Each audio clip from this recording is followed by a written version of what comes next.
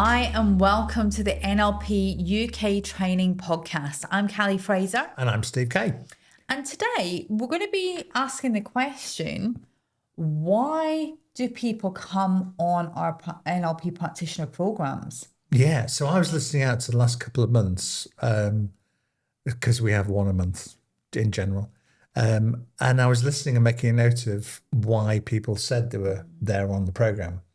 And it's really interesting because people have like the presenting reason to be there, but then later on in the course, as they've got more confidence and we've done some like limiting belief techniques or getting rid of conflict and stuff, then more stuff tends to come out. They have a really good connection on the first day, but last time we had a guy who was suffering from burnout. He said, I'm here because I have burnout, and he runs and owns several successful restaurants and bars. He had burnout. Somebody else was wanting to change career from facilities management as a director in facilities management to move home and location and set up a coaching business, which he had never done, but felt that it was the time in his life where he wants to have a kind of new beginning, really. And then somebody else wanted to get more confidence in selling, because she has a business that helps people publish, and she wants to get more confidence in selling. It's funny how a number of people don't have any confidence in selling, where actually it's kind of easier, as we've talked about. It's like coaching. And who else do we have? I think people come on for some people just come on because I want to use this in work. I want to be able to help I want to be able to communicate. Yeah. So they come on because they want to be better communicators. They want to help other people at work. Yeah. It tends to be that they're looking to use NLP for their careers and to help other people. Those are the kind of the key things. And I think what most people are surprised about is just what a profound impact the NLP practitioner course has on them personally. Yeah, because we tailor it to individuals, don't we? Yeah. We try to, rather than just teaching stuff, we like, well, how can Samir apply this? How can Wing apply this? It's kind of like, how can Jane apply this in her role? So, but we do get a lot of people who are kind of a bit stuck in their career, and now they're thinking of doing something more for themselves, like running a training business, mindset workshops, coaching, that kind of thing, don't we? Yeah. Selling. We have a lot of salespeople and have a lot of salespeople in the past coming on because they think the NLP will help them communicate better, which it does. And they've maybe believe that they can help them become more positive, with more positive self-talk and that kind of thing. So, and also goal setting as well. Yeah, and I think one of the things that happens is that first day, the goal that they think they want to achieve, by the end of the course, once they really have gotten rid of all of the stuff that's holding them back, they've had a good clear out personally, they understand what's important to them because we do an exercise on their values. At the end of the course, by the time we do goal setting on that very last day, 9 times out of 10, those goals are either completely different or they're much, much more ambitious. Yeah, definitely. And they're more aligned to their true selves, aren't they? I think. Whereas some people come with a bit of baggage and they've got, they may be absorbed in a lot of stuff that's going on. But as they progress through, I noticed a big difference from the first week where we do 4 days, then they have a couple of weeks off and then they come back for 3 days. I noticed a big difference in that 2 weeks. Yeah. And particularly when we look at the WhatsApp group we have for each cohort, you see them achieving things, don't you? Like This month, we're in the middle. We had the first week last week, and we've got the second week in 2 weeks. But we see a change in that 2 weeks, and we see them putting stuff on WhatsApp of what they've achieved and what they've done and what nice little results they've had. It might be something like I booked a skiing holiday with my kids, or it might be I've emailed the chief executive, whatever trust, that they hadn't even thought they could possibly do before that.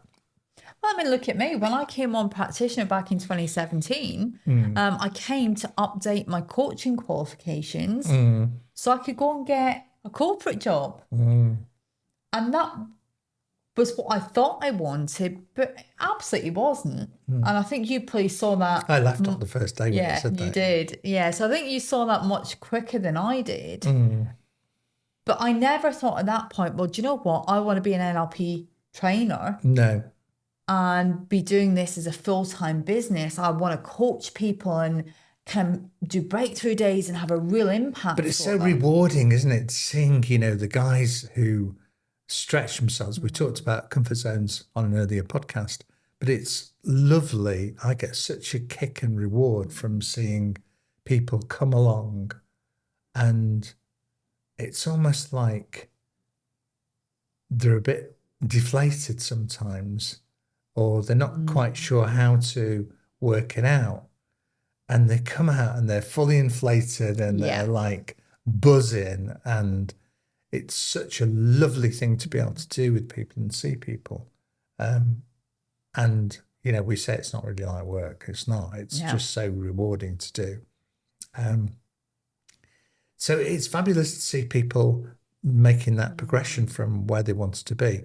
And I suppose if you have something where you're going through a program where you're learning some tools and techniques that help you with your confidence and self-belief and allow you to become more authentic with your values, then it's like the sausage machine thing, isn't it? Yeah, you put more of the good stuff in. You start off with putting some good stuff in, and they have like a clean-up. I'm sure there's like an IT name for cleaning up the software or whatever, or the programs. And it's like, I have a new SDI card. Is SDI the right word? I've got no idea. I think it's an SDI card in my Mac, in my office, and booted up like that. And it's kind of like that with people, really. It kind of, the slow grind that's kind of rubbed in. Suddenly people become alive and they start doing what they want to do. And it's marvelous to see. So it's almost like guaranteed, because the whole program takes you to a place where you'll be able to be your true self a little bit more, aren't you? And by the time some of them come on Master Practitioner, they're like, you can kind of let them get on with stuff, can't you? Yeah. I mean, all Master Practitioner does is allow people to do things without scripts and, making notes, and they just do it more conversationally. So what else would people come on an NLP practitioner for? Why else? It will definitely make you far more effective at work. Yeah. You talked about pleasing people, didn't you? Oh, yeah. So last podcast, we talked about the client that was people pleasing, both at work and also with her parents. When you've had that really good cleanup throughout the program for yourself, you'll have a lot more confidence to be able to set those boundaries. Yeah. And set really congruent boundaries that are really based on what's important to you. They don't feel like boundaries to people. They don't. Do they? Because it's just them. easy. It's just them, and that's what they want to do, and this is what they believe in. And we've had people leaving jobs where it's a bit toxic and organisations where it's been a bit toxic, and they've left and they're much happier and freer in doing what they want to do, really. So it's kind of like a clean-up to take you to a place where... but at the beginning, they don't know, do they? It's like unconsciously they know that they're going to get something, but the presenting reason for it is not really there, is it, to start with? I think we're so used to going on courses where we're taught tools and techniques and how to use them.